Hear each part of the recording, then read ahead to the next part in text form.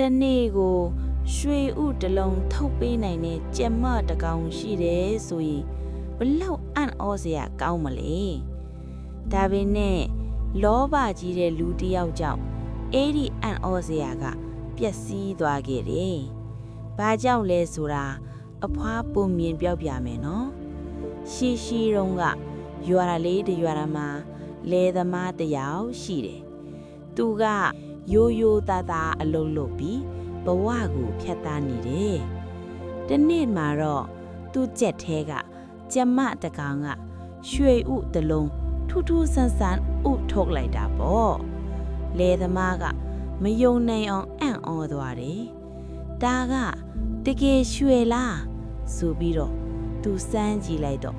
တကယ်ကိုရွှေစစ်ဖြစ်နေတယ်။သူအယံဝမ်းတာပြီးရွှေဥကိုရောင်းပြီးပိုက်ဆံရလာတယ်။နောက်နေ့မှလေကျမကထပ်ပြီးရွှေဥတစ်လုံးထပ်ထုတ်တယ်။ဒီလိုမဲ့နေတိုင်းရွှေဥတစ်လုံးစီရလာတယ်။လေသမားကတဖြည်းဖြည်းချမ်းသာလာတယ်။ဒါပေမဲ့ဒီနေ့မှလေသမားရဲ့စိတ်ထဲမှာလောဘစိတ်ပေါ်လာတယ်။နေတိုင်းတစ်လုံးစီဆိုရင်အချိန်ကြာလိမ့်မယ်။ကျမရဲ့အတွင်းမှာရွှေတွေအများကြီးရှိနေလောက်မယ်ဆိုပြီးလေသမားက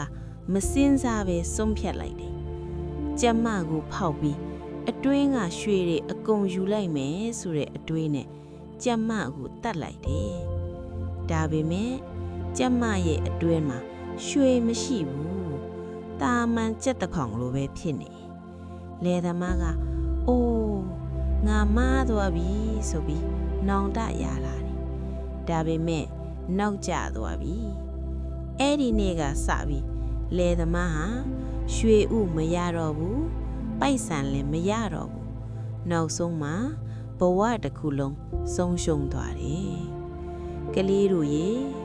လောဘကြီးရင်ဆုံးရှုံးတတ်တယ်။ရှိတာကိုတန်ဖိုးထားတတ်ရမယ်။အမြန်ရခြင်းနဲ့စိတ်ကြောင့်တခါတလေရှိတာတောင်ဆုံးရှုံးသွားနိုင်တယ်နော်